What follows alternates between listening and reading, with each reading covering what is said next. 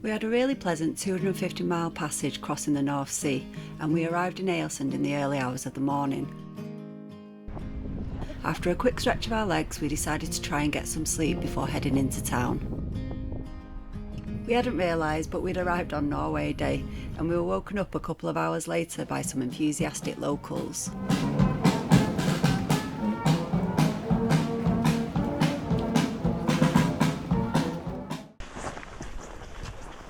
The first few days in Norway were wet, cloudy, and there was no wind in the forecast either.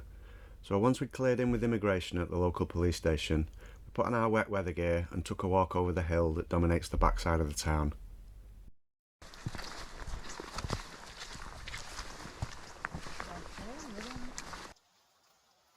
We came across this semi-permanent camp that looked like it had only been used the night before. It was only a short walk out of town, and it seemed like it had been set up for open use, and it had definitely been there a while.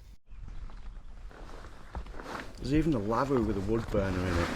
If you live locally, it'd be great to have access to something like this. It's sad, but I think that if this was put pretty much anywhere in the UK, it'd have been trashed or burned by now. I know it's a bit wet and miserable today, but it's still a pretty good view of town.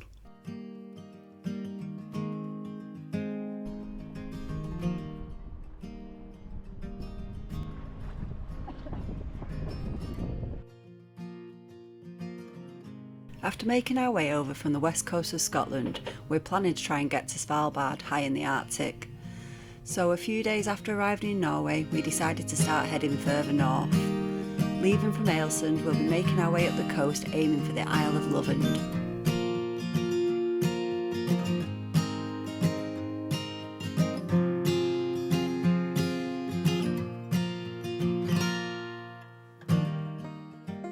There still wasn't much wind in the forecast, though the sky had cleared and it was certainly quite a bit warmer than it had been over the last few days. So rather than sit in town any longer, we decided to motor for a few hours up the coast and find a nice anchorage to sit and enjoy the sun in. As much as we hate having to motor anywhere, it was certainly worth it to be able to get away from the marina and finally get on the move again. And even though we'd covered 750 miles since leaving the Clyde, it strangely felt like this was the start of our journey.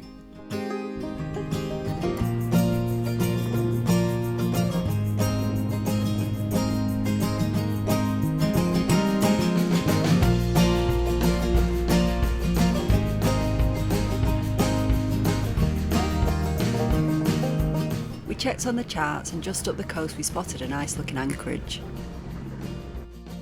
So we dropped the anchor ready for a relaxing evening without any distractions or noises from town.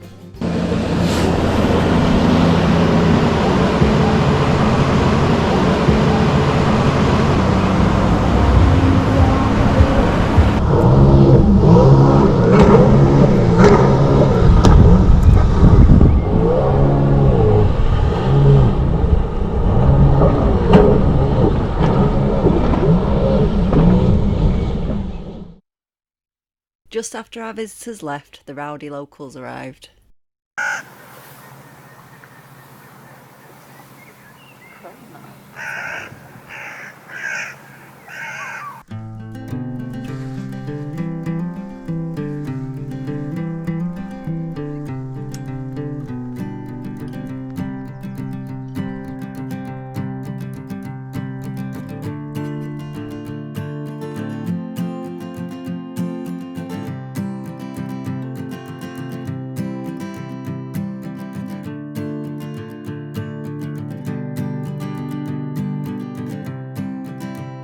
After chilling out on anchor for a while, the wind finally picked up a little and we managed to continue on our way up the coast.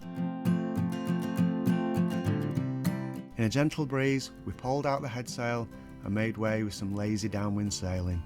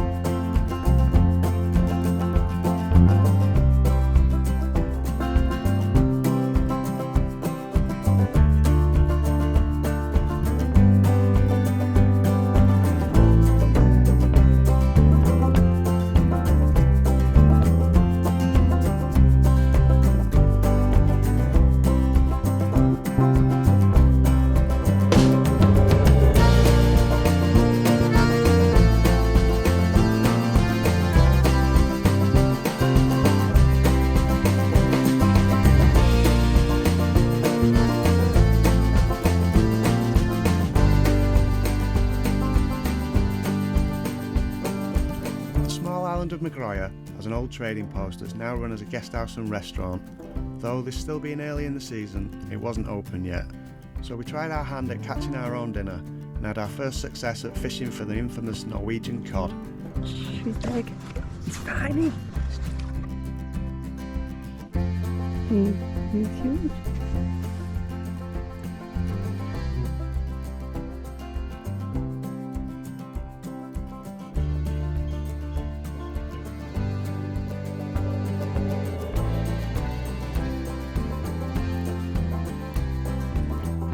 He actually managed to fall asleep like this for 2 hours.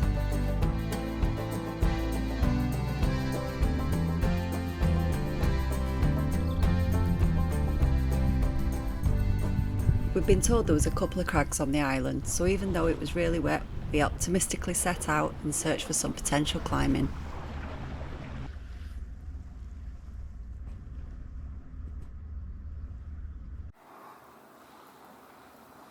Unfortunately, despite what the sign said, it definitely wasn't meant to be.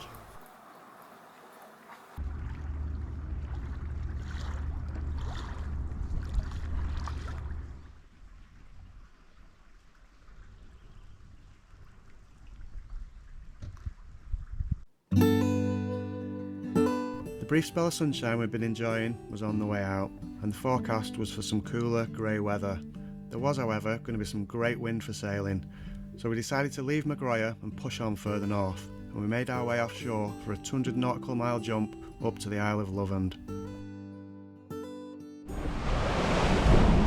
We knew we were missing some magnificent places by skipping out so much of the coast, but we had set ourselves a deadline to get to Tromsø before the beginning of July. We were conscious that we might have to wait up north for a weather window for the crossing to Svalbard, and this would give us plenty of time to sit it out if needed, as we didn't want to leave it too late in the summer.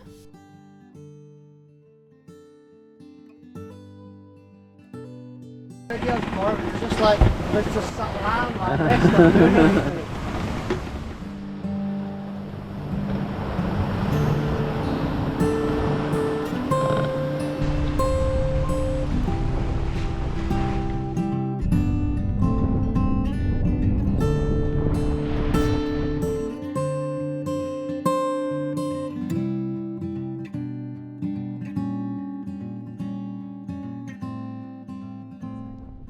A lot of the marinas and local docks in Norway are unmanned, and to pay, a lot simply use an app called Go Marina. You just register your boat details once and pay through the app when you moor up, and it's a pretty easy way to do it. Even though the price of most things in Norway seems pretty expensive when you're converting from most currencies, the price of the marinas are actually really cheap, and probably on average only about a third of the cost of the UK and most of Europe. Most people that live near the coast own or have access to a boat, and things are pretty well set up for small boats in general.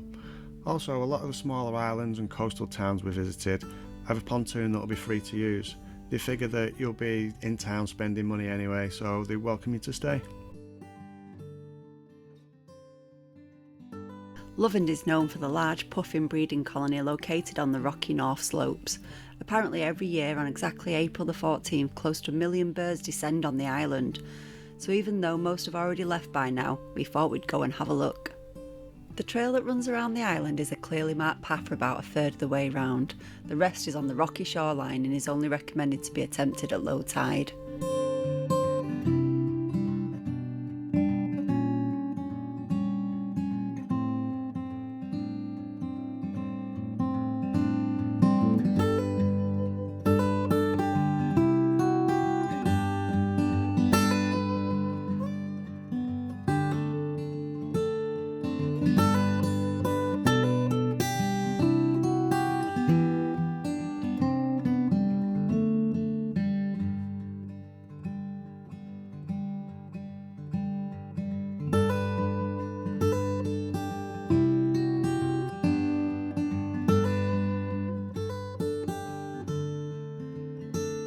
The Norwegians do seem to have an attitude of self-responsibility when it comes to most things outdoors, and that's pretty different compared to the UK. This is marked as a coastal walk on the tourist trail map, and there's parts of it that definitely push that as a description, although we might have gone off track just a little bit in a few places.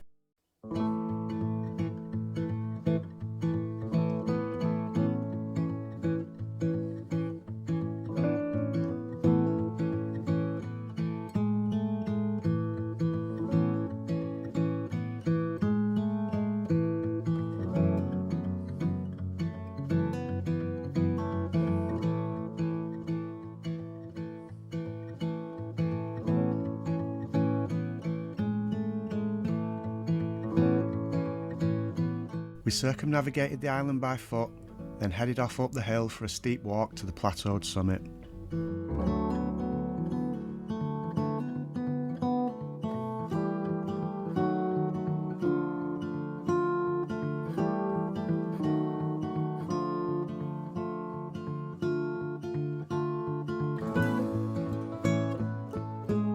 It might be overcast today, but the visibility is really good, and although at the top here is only just over 600 metres, the view is still pretty spectacular.